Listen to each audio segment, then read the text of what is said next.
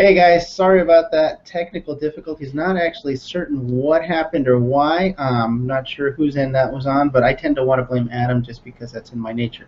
So we're going to go ahead and I'm going to reintroduce everything. This is Adam. He is actually the founder and the promoter and all-around genius behind the gaming convention that used to be SoCal SmackDown, which is now called OcGRE, taking place in Orange County, California.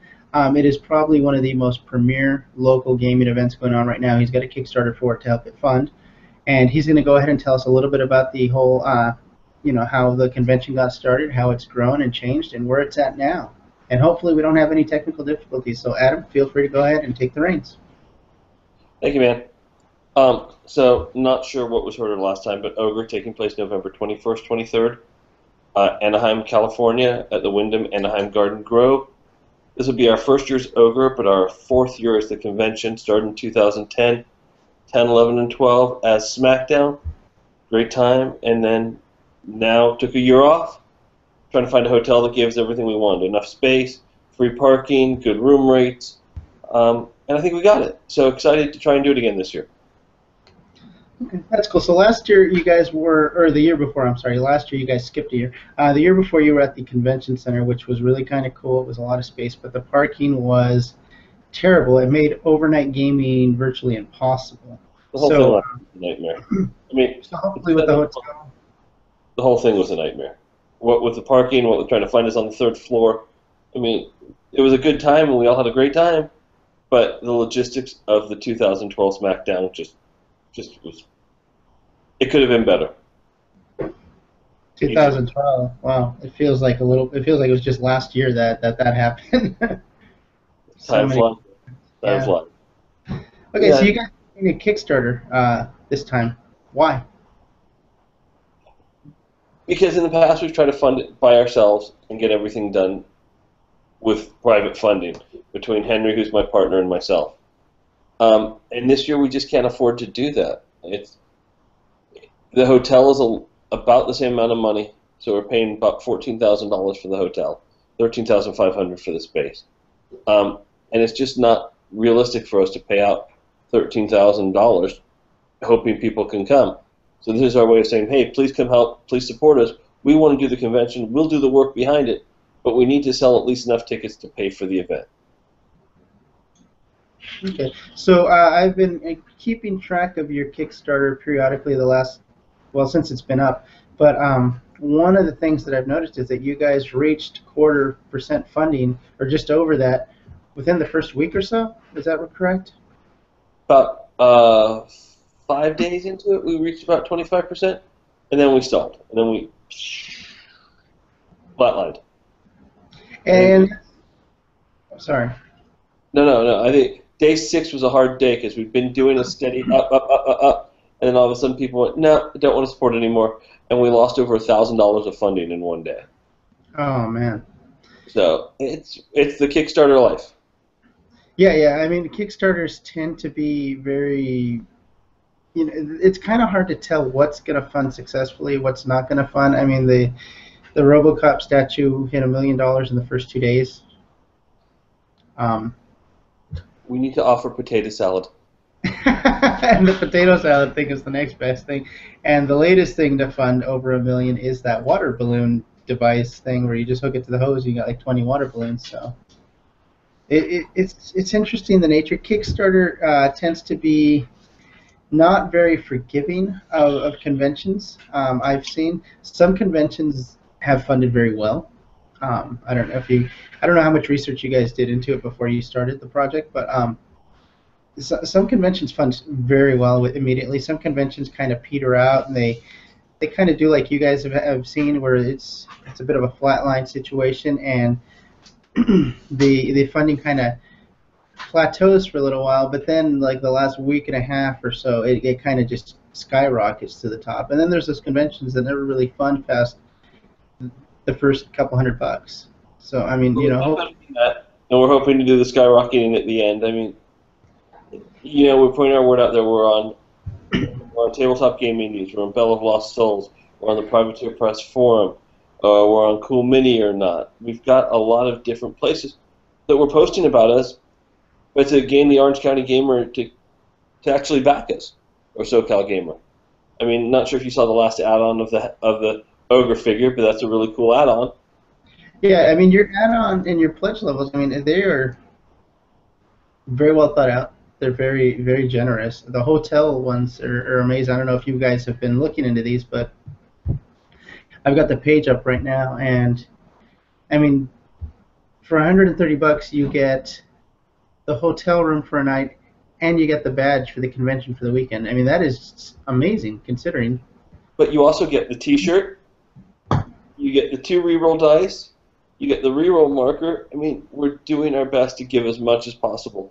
To say, hey, help us fund, please. The reward levels are cool, and I remember the dice and the reroll markers from 2012, and those were always cool to have around, and I have kept mine, and every once in a while I pull them out of the box just to look at them. But no, I mean, they're very amazing. They're very generous pledge levels, guys, and I wish I wish you guys would look at these, because I mean, to get a shirt from a convention, you've got a shirt from a convention, and to get your convention badge on top of your hotel for that, you know, for what the pledge levels are, is considerably generous and phenomenal that you guys were able to do that and put that package together. I was kind of curious when we were, you know, you and I had discussed the Kickstarter for a while before you guys actually launched it and got it going, but I was very curious as to how you were going to handle the pledge levels. I mean, how did you guys go about deciding what your pledge levels were going to be and how to do the tiers? We looked at what we needed to do to fund the convention. I mean, the realism is, on the pledge levels for the hotel rooms, we're not making any money, but we're at the same time we're getting enough money to pay for the hotel. I mean, there's absolutely zero margin of profit there for us. In fact, with the T-shirt and everything else, we're losing money because, I mean, we're paying the same thing that you would be for the night for $119. So technically, we're losing money on those, but yet we're getting enough money up front that we can pay for the hotel, which is what we're looking for. And then we know there'll be enough at-the-door people to continue to cover us so that we can break even. Again, in the last 3 conventions, Henry and I have not made profit from these. We've lost money on every one of them. And we're okay with that because we love doing it, we love the gamers, we love the Southern California gaming community. We would never start doing it for profit. Eventually that would be awesome to do and make money. We just can't afford to lose money anymore, which is where the Kickstarter came in, which I think is fair. No, that's definitely true. And putting on a convention of this size, and I remember it was constantly gaming. I hadn't actually attended SmackDown until 2012, and that was my first experience with it. And you and I had met, I think, like 6 or 7 months before that. But I had never been to, I mean, I've been to conventions, comic book conventions, and anime conventions, and pretty much anything you can put a convention around I've attended. And it was one of those few events where people were there gaming as late as possible. I mean, there was pickup games of Cards Against Humanity, there was pickup games of Malifaux, there was, what was... We do a Midnight Madness of Privateer Press. I think I played my first game of War Machine there, which isn't a bad game. I haven't picked it up myself lately, but I have tried it out a couple times, and I think SmackDown was the very first time that I had actually played it. And there was, and that's, I think, was one of the biggest things that was there, is the miniatures gaming was huge at that convention. Well, the thing about us is we're based around a miniatures convention. We're based around miniatures. When we started, the whole idea for it and why we took a 3-day weekend at the very beginning was we did it for War Machine Weekend, and we wanted a 2-day tournament. Now we've pared that down a little, so we don't need the 3-day weekend anymore. But I love conventions, so does Henry. And the reason we started the convention is because we love conventions, and we love the whole atmosphere of what they used to be and how the players are. And it's a 24-hour convention, too, which means that we never shut the doors. From the time that we open, which is right now at 4 o'clock on Friday, we're trying to make that actually 12 o'clock on Friday, until midnight on Sunday, there is gaming going on as long as somebody wants to game. The doors will never close. So if you want to play, there's somebody there to play with, hopefully. So one of the things that we had that I had asked around talking to different people in the various groups. You know how I member a dozen or so gaming boards on Facebook. Um, and I'm part of the Privateer Press forums. I'm not super active there, but every once in a while I stop by to troll. It's what I do. But one of the things that people had been asking about, besides the miniatures gaming and the War Machine and the 40K events that you would be having, which I'm pretty certain that you're going to have those, what else is going to be going on there? I mean, are you guys going to do any panels? Is there going to be any demonstrations? Are there going to be any seminars? Anything that people can go and pick up some extra needed little tidbits of information to help them out with the hobby aspect of gaming, or is it going to be one of those things where it's just straight gaming and there's no side things to kind of distract people away from that? Well, last year we did a little bit of panels. We didn't do a lot, or 2 years ago, I should say, 2012. This year, if the room isn't big enough to really do a lot of that, we do have some plans with Dr. Faust to do some painting clinics like we did before. We'd love if we hit, the goal was to hit the $25,000 Kickstarter mark for the add-on for the extra room, and if we do the extra room, then there'll be plenty of room for that, and then yes, we can do stuff. I've already talked to some people about getting some professional painters in there, getting some other people in there to do some gaming clinics, so learn how to game, learn what the industry's about, everything else, but we'd have to hit that 25,000 mark to really make that realistic, because the room just isn't big enough. At 15,000 square feet, that's our minimum needed for gaming. So with panels, that would be really tough. That'd be cutting it close. Okay, so we also have, don't forget that all the RPG stuff going on too. We're not doing a lot of typical card games this year, but we still have a great Pathfinder events going on. We have the D&D events going on. So Flames of War for historical miniatures, if you're interested in that. So there's a lot going on in that one small area. You've got your dealer room too in that area. And the dealer room is probably the best at any convention. Is probably one of the best ways to get a deal throughout the year, guys. And coming towards the end of the year, when you guys do the convention in November, I'm pretty much going to guarantee you that the vendors will be willing to get rid of their merchandise and not have to haul that back just because the end of the year and the last quarter's coming up. So it's going to be like the choice convention to go and snag a deal at OcGRE. So hey, we just like this. We got one new backer. Thank you.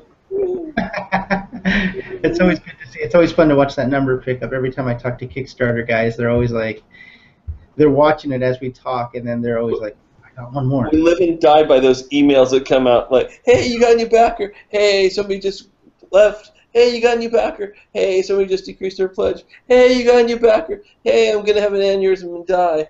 Hey, it's awesome. I guarantee you guys, Adam won't die. I've tried killing him. He won't die.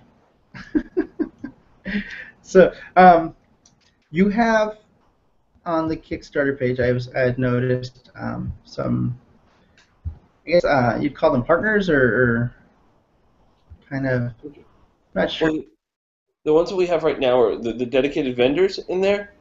That's right, the dealers. I'm sorry. The dealers who are already there, and I should probably pull up the page so I know exactly who's going to be there, so I don't insult anybody. I can tell you right now, you got Anti Laser Cutting, you got Brooker's Hobbies, which always has a nice big size booth there.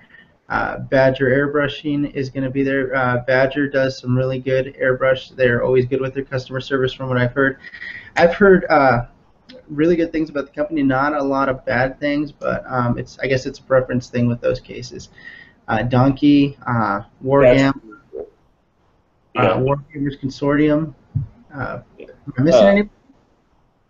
Parallax? Sorry, did you say Wargamma? Yes. Yeah, if anybody knows James, he's one of the coolest guys out there, and the miniatures that he makes and the terrain that he makes is just stellar. I mean, he's like the highlight of any convention he goes to. He's a really cool guy, and the stuff he makes is phenomenal. So, even if you don't buy him, you need to go see him. His sculpts are all pretty cool, and he's helped you with some sculpts, right? Or am I thinking of the? No, the sculpting is from Dennis in Germany. Oh, that's right. I apologize for that. Play It Painted's going to be there. I'm going to be there. Golden State Gaming Network's going to be there. So Wargamers Consortium is probably one of there, or are they just going to have a physical presence and be shooting some coverage for you? I think they're just going to be shooting coverage. They'll usually share Badger's booth because they're usually associated with Badger, so they sit there. Les from Awesome Paint Job will be there. Chung will be there. I'm not sure if Aaron Lovejoy will be there or not. I know he was talking about coming, but I don't know if that's happening or not. Well, speaking of the Wargamers, for those of you guys that have never had the chance to meet Chung or Les or any of those guys, it's a really good time. Those guys are very cool. They're very big on the painting scene. They're very good with the pro painters. If you want to become a pro painter and want to start networking and stuff, those are the guys that you talk to because they will tell you how to do it and how to be successful and avoid the headaches. But speaking of them, is there going to be a painting contest this year? There is a painting contest this year. It's actually being sponsored by the WGC. So, yeah. Okay, so that's always cool. And to get judged by those guys, because they always, it's one of my personal gripes because the quality that they hold their miniatures to versus me, where I just slap some paint on stuff, is super high, and it's intimidating me. It kind of irritates me. But to have your miniatures judged by members of that group is kind of cool. And it kind of makes you aspire to a higher standard when you're you're painting. I do have a gripe with you, though, Adam, about the last painting contest you had at the convention. Yeah. You wouldn't let me enter my primered minis. That was not cool. They were 2 shades of primer. I just didn't want to embarrass you because you suck. I think it would have been the best priming ever. Yeah, the best priming ever. You get the light on them just right. You actually get 3 colors. You get black, you get gray, and you get white lighting in there too. You did forget Play It Painted. Who's just Octave. I'm just looking at the Kickstarter page, and then we just got somebody new called Arc Knight, ARC Knight, and they do. It sounds like they do gaming table like maps for D&D adventures. Oh, that's cool. Always looking into that kind of stuff. And Dye Laser Cutting is going to be there now. Now, for those of you guys that don't know Gabe, he's probably one of the sweetest guys you will ever know. When you put me and him together, you realize what kind of a bastard I am in real life. But he has so much amazing terrain, the laser cutting stuff and the tokens and all the components that he makes to kind of supplement our games that don't come with this cool stuff already. He is always willing to go out and talk to people and try and customize things for our needs. So the fact that he's going to be there and selling merchandise, hopefully, a lot of great terrain pieces, it's a really good experience, and it's always worth your while to go talk to him, find out what he's working on. And if this funds successfully, it is going to be a networking success for a lot of us that not only do the YouTube stuff, but we do the convention scene. Adam gets us all together, and a lot of us talk and we network and things. A lot of us do more than one convention. I know Octave and I, we do the conventions up in LA, up near LAX, and we do, Kingdom Con, and we do all the other conventions that go on, and this is kind of like going to be our wrap for the year, where we can kind of talk and plan our next series of events for next year. So haven't really got a whole lot of questions from you from the general public at large, Adam, which is one of 2 things. Either I'm super not getting anybody to watch, or we just waited too long to throw this up. But I'm going to go ahead and give you the usual questions that I ask people. Okay. And we're going to go from there. And these are usually, they're generally about the Kickstarter, but when you successfully fund the Kickstarter, what is the first thing that you guys are going to, the priority that you're going to have to take care of first, besides sending out all the thank you emails that go out and all that stuff? Priority to me is to make sure that everybody who backed us at a level that the $35 and above gets the code so they can pre-register for their events that they want to register for that are already up online. That to me is number 1, making sure we take care of the people who took care of us, because that's always the way it should be. And it's kind of hard for you to do that. I'm sorry if I'm cutting you off, Adam. I tend to do my thoughts tend to just fall out of my mouth sometimes. But a convention isn't a tangible thing that you can mail. That people receive it in a couple weeks or 6 months, or if you backed a recent Kickstarter that ended 3 years ago. You're just getting your stuff now. But it's And it's how, missed out. how is it? How do you? I'm trying to figure out how to word this correctly. How do you make people want to fund something that's a non-tangible, like a convention? You got to sell the excitement. You got to sell the fact that, well, the thing about SmackDown is either you loved us or you hated us. And it's funny, all the rumors and suppositions I've heard over the last few days about what we did and didn't do and why we changed the name and everything else. But, I mean, you either sell the experience or you don't. And it's the experience you're really selling. Because at the end of the time, yes, you'll have dice, no matter what you did. And you'll have the reroll marker. And I think pretty much everybody at this point gets a T-shirt. So you're selling that, which is the tangible, of course. But then the intangible is excitement and the fun of going to a convention. And it's not just any convention. It's a convention that's open 24 hours. From the time we start to the time we close the doors, there's gaming there for you. There's people who want to game with you. Orange County gamers are awesome. And the fact that we like to game and we like different games, and it's cool. And that's the experience that you're selling. And if you're into that and you're into gaming and you want to meet new people and you want to play new games and you want to try things out and you want to be with people who love gaming, it's awesome. But that's what you've got to sell. And if it's not something that you're interested in or you're like, lately I've got, well, why should I back it now? Why not just buy tickets at the door like I did last year or 2 years ago? There is no door. If we do not fund, there is no convention. Period. So hopefully that answered the question. No, definitely. Here is an interesting question. People have been asking me because apparently people know that that you and I talk regularly and stuff. So they're always asking me questions as if I'm you, and I never know how to answer because I'm always like, I don't know, what would Adam say? And it's usually something really funny. But one of the questions was about the pledge level for the $130 pledge level, where you're paying for the hotel and for the convention. What if two people, one person bought, they each bought that level, they each, supported that level, they pledged at that. Would they be able to share the room and just stack the days? Is that something that's a possibility? So if two people bought the $130 room level. They each bought one. Okay, yeah. I mean, yeah, one could do Friday, one could do Saturday. And yeah, you could stack them. But we've only got 25 of those available. And we did that as the early buy-in. So, it's a sort of a thank you. If you're interested in this, buy it in now.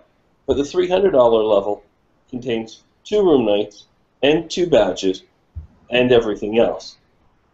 So you're paying barely anything more, but you are paying a little bit more, but you do get your 2 room nights. But yes, you could definitely stack them if you're interested. There isn't going to be some sort of hotel Nazi coming up to your door saying, "Are you in there? How many of you are in there? Where did you sleep? And who are you sleeping with?" If you don't come and knock on my door, Adam, I'm going to be upset if you're not knocking on my door at midnight asking to come in.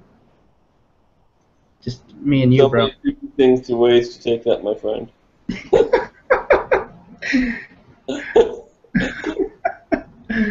Do I have to wear my furry outfit, or can I just come dressed normally? As long as you wear the ears, you know how the ears work for me. I've got the donkey ears from last year, from 2 years ago. They light up and everything. They're really cool. The batteries still work on that. That's amazing. Awesome. If you guys haven't played Donkey Eats a Cake, by the way, it is like the stupidest, funnest game ever. It is so simple, and it's the best. Especially if you happen to be drunk at the time. Awesome. I'm losing your audio, buddy. Losing my audio? I'm Sorry. touching. It keeps going in and out. Okay, I hear you. Okay, better. So one of the other things that I was going to ask you about is the events are coming up on the page. I've seen that the events are growing exponentially. Now, is that are you afraid that you're going to not have enough events covering the convention, or do you think you're gonna get by with the events that you got going? I know we had talked about organizing some Magic stuff and some other events there, but No, right now I have almost 20 events that I need to add to the site. And compared to where we were every other year, I think we're far and above more events than we already had. And I don't think anybody, well, I'm sure somebody, that's a lie. Somebody will say there weren't enough events or there wasn't something that I want to do at this time or that time. But I think it's hard-pressed to say that we don't have enough to do at the convention. We had, I think, the first year over 200 events. This year we've already got, I think, over 50 or 75, and we are 3 months out. Wow. August, September, October. Yeah, we're almost 4 months out right now. August, September. Yeah. Cool. Just a heads up, guys. I will be there running some events with Jake. Which I still need to put up on the site too. Yeah. We're going to go ahead and be running what's going to be called a Drunk Ball. It's a variant of Dread Ball. It's going to be an after-hours event, 21 and over. Going to be checking IDs, but it's going to be a good time. Jake worked really hard on the rules to make it fun for everybody and light on the rules. We're also going to be running Dread Ball events and some Dead Zone stuff there. So that's my own little plug there from SoCal Mantic. It's going to be there doing that. And we're going to be doing some Boss Monster and hopefully some Flux events. So speaking of Flux, that just got my next question lined up for me. How are you doing with contacting companies about getting them involved in this, the gaming companies? How is that going? Everybody's right now in the middle of Gen Con, and Gen Con prep. So we've talked to a lot of different ones, the ones that we've talked to in the past. Some of them have already said yes, they're going to support us. Some of them who said contact us at Gen Con. I'm not sure right now, honestly. I mean, we'll always have prize support, but I just don't know what's going on at this moment with that. Yeah. Are you going to go to Gen Con? No, I won't be going there this year. But no. I wish I was. What kind of corporate support are you hoping for besides things for events, for prizes, that kind of thing? What kind of, are you hoping for physical presence there, booths, or? Not this year. I mean, I think we've got to rebuild. In 2012 we had a great year with a lot of sponsors, and I think that parking and, like you talked about, a lot of logistics kind of set us back a little bit, which is fair. We've grown every year. The first year we did 500. Second year we did 600. Last year, or 2012, we did 750. So we're still growing, but the year off hurt us, and the whole physical spacing hurt us. So it's tough. So I think this year is a good year to show what we can do. I think when the Kickstarter funds, it'll show that people care, and it'll be easier to get people out there. I know Mage Wars has already said they want to be here. They're just trying to get their schedule done. We will probably not have a weird presence like we had the year before. I think that's going to be a lot harder to get this year. But I think there's going to be other people who are going to step up. So right now I'm not worried about it. And again, unless we have that dedicated other space at 25,000, our dealer room will be smaller this year, but that's okay. Well, I think people are going to like the intimacy a little bit better of a smaller space than having. The convention center was great, but the space was, besides being a pain in the butt to get to after the long day and the night, hauling stuff back and forth, getting to the parking lot and it was hell in a lot of ways. It was. Yeah. There's so many things that went wrong in 2012. It wasn't even funny. But we've learned a lesson, and I mean, there's nothing we could have done about it, even if we wanted to. The Hilton put us there. That's where we were contracted at.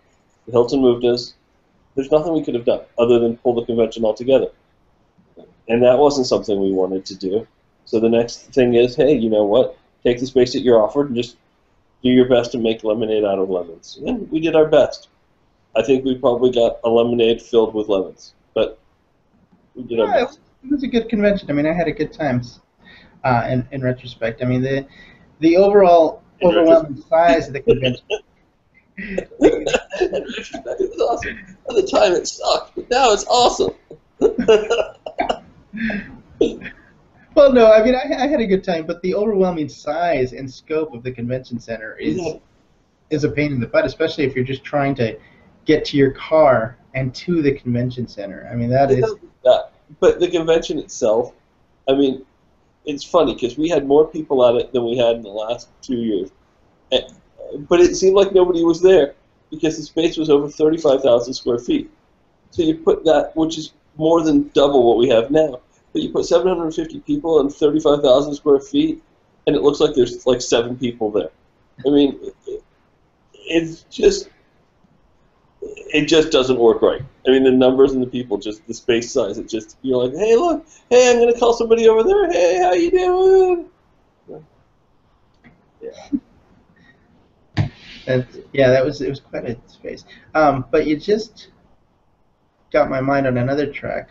So you've got these really great backer support things going on. You know, your pledge levels, everything, all the different levels and the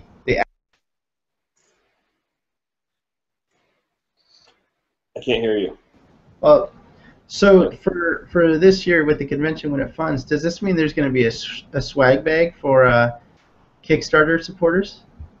Since there's going to be this cool merchandise. You dropped out again. I'm sorry. Hello? Is there going to be swag bags? Since there's going to be swag bag is what we've offered. I mean, there may be something we can get people to Kickstarter supporters. I mean, since there's these great add-ons, or is this going to be stuff that gets mailed out? The swag bag, all the stuff that people have supported, like the dice and the T-shirts, hopefully the OcGRE, which is really, really cool. Those will all be given out at the convention. Oh, nice. So I mean, that's all your free stuff at the convention. Yeah, we didn't put postage or anything else in there, nor did we inflate the prices so that we could post it out to you. We want it. Everything we've done is with everybody in mind. Again, it wasn't to make the profit; it's just to get it funded so we can do it. That's definitely cool. I'm definitely willing to offer coleslaw.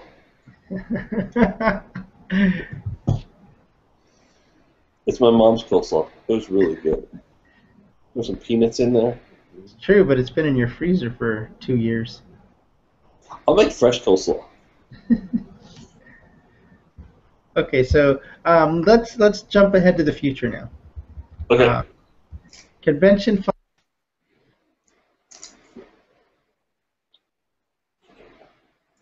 Another Kickstarter, or are you going to try and just put the convention on itself and do it without the Kickstarter? I'm sorry, you dropped out again in audio.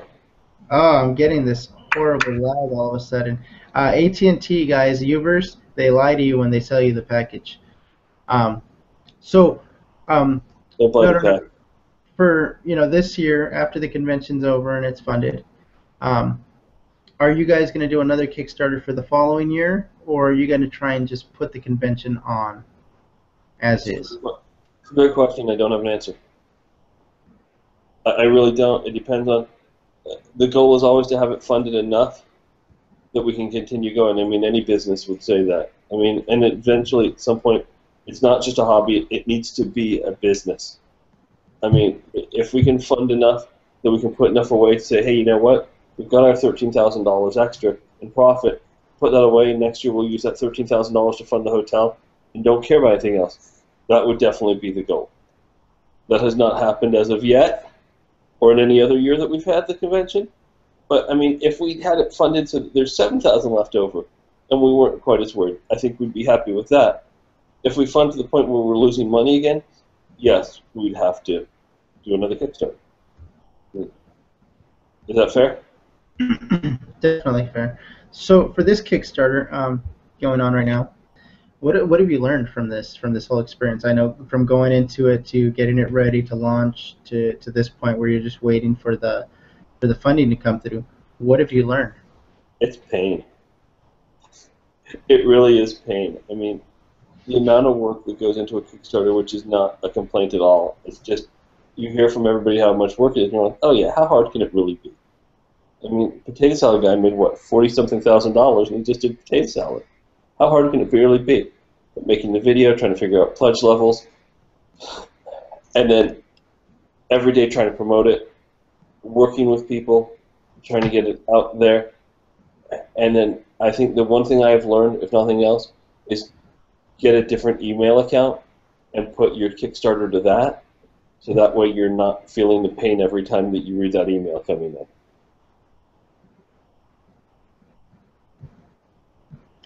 It's that's good. Um, did you do the second email so you don't get that update all the time? No, because I'm too much of a control freak and I need to see what's going on at all times. I think if I did it, I don't know what I would do different if I did it again.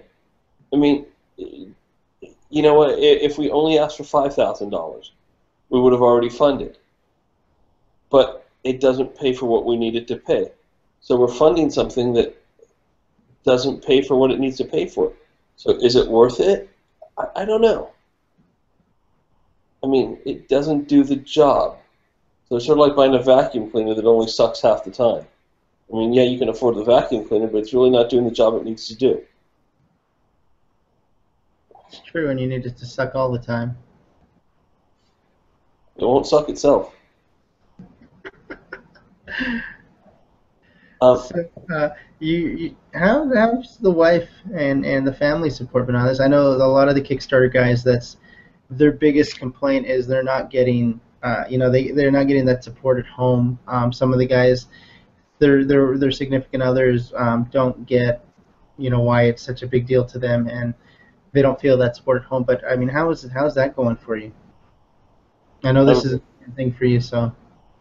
I have a great family, and they don't always get exactly what I'm doing, and they definitely, my wife is awesome, but she definitely doesn't get the nerd hobby, which is fair. And nor when we got married did she expect there to be so much of a nerd hobby. But she does her best, and I think that's all I can ask for. That's always it's important to know that people are supporting you. And what about in the community, the local scene? I know that you hang out at some of the local shops. How's that support going from the gamers at those stores and the shop owners? Everybody seems really cool. I mean, everybody remembers SoCal SmackDown, and they enjoyed it. And so everybody has said that. I mean, there's always the people who didn't have a good time, who felt. So in 2012, we had a privateer press tournament, and we charged a little bit extra for it because we're giving away a 50-point army. The number of people who entered the event did not pay for the 50-point army, but people were upset because we charged an extra $10 for the event. So there's people who go, well, you guys suck because you charge extra. But people don't understand how much it costs to put on a convention, and it's not like prize support's just given to us or anything else. It's just like anything else. It's not like you go to a store and say, hey, I want that army, just give it to me. There's money involved. So there's people who like us, there's people who don't. And that's fair, and I understand their point of view. I just don't know what I could do about it. Yeah, I think that's one of the things that we put on events and things, and we do different tournaments. People don't get that there's a cost associated with us doing the events. They assume that the companies are just giving us money and prizes and stuff and whatever to give away. But a lot of times we're funding not only the event, but the time, to get the gas money to get there.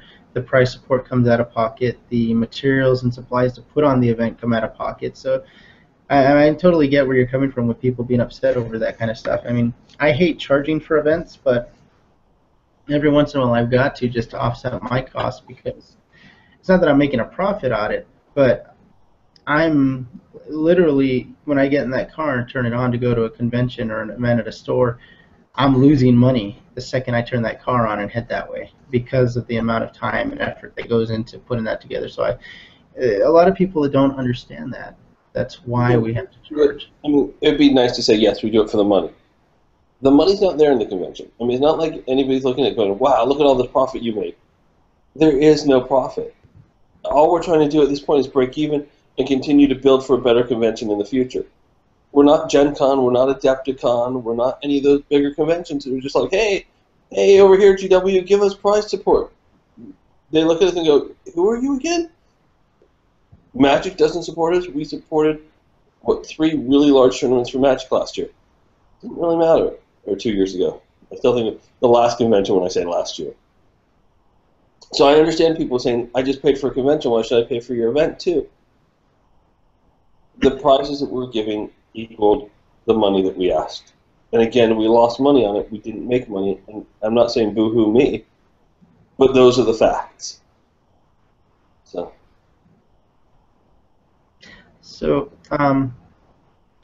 one of the things everyone was wondering and asking about is why November?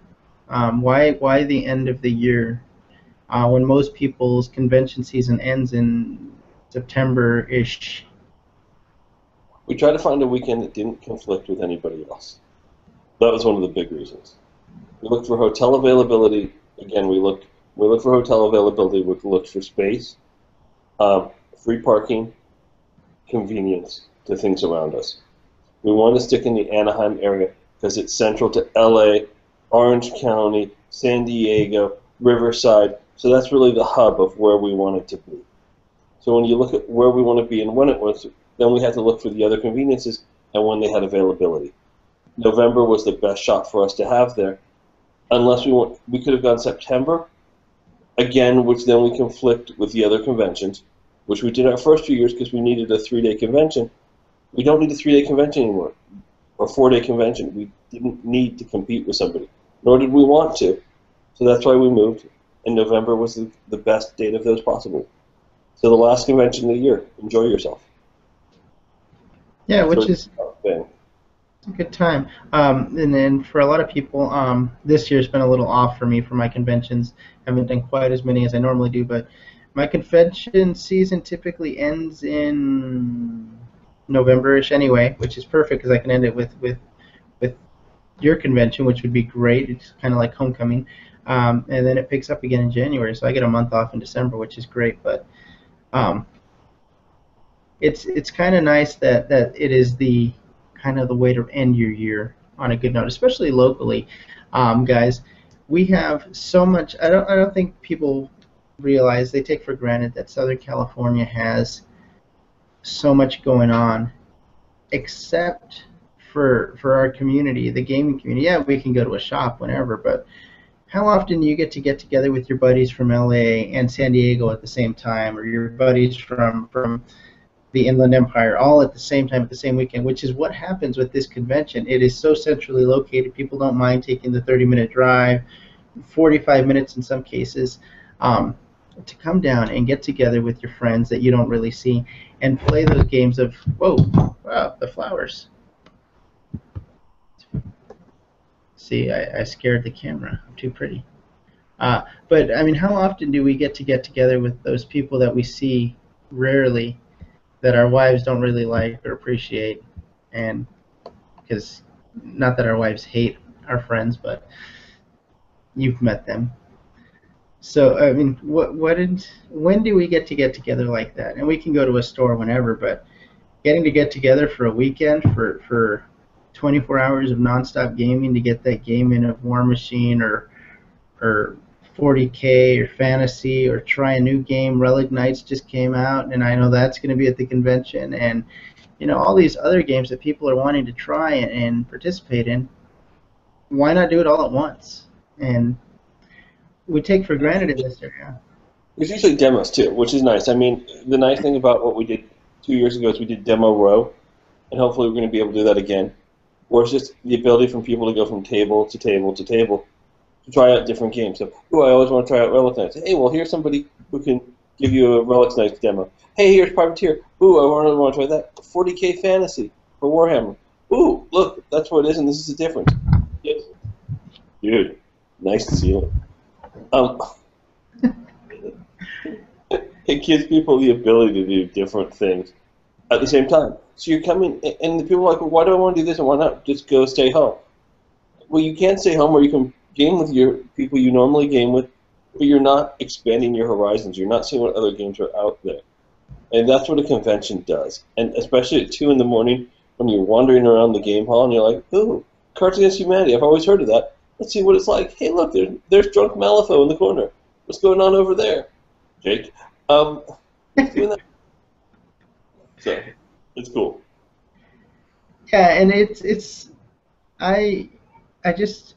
you guys, we need to take advantage of things like this, because events like this are literally few and far between. There are very few gaming conventions in the Orange County area. Let's face it. I mean, we got to go to San Diego or LAX if we want to have a gaming convention or gaming experience with our friends for a weekend. So the fact that somebody is willing to put one on in our area for us is phenomenal, and it's something that we need to support and back and make sure that we have access to year round. We need to make sure that we are able to get there and be there and support it and see each other. I mean, I look forward to seeing my buddies and my friends that I don't get to game with. My weekends are always kind of shot. So when the guys get together on Sundays over in Montclair, or they go to CQ, I don't get to see them.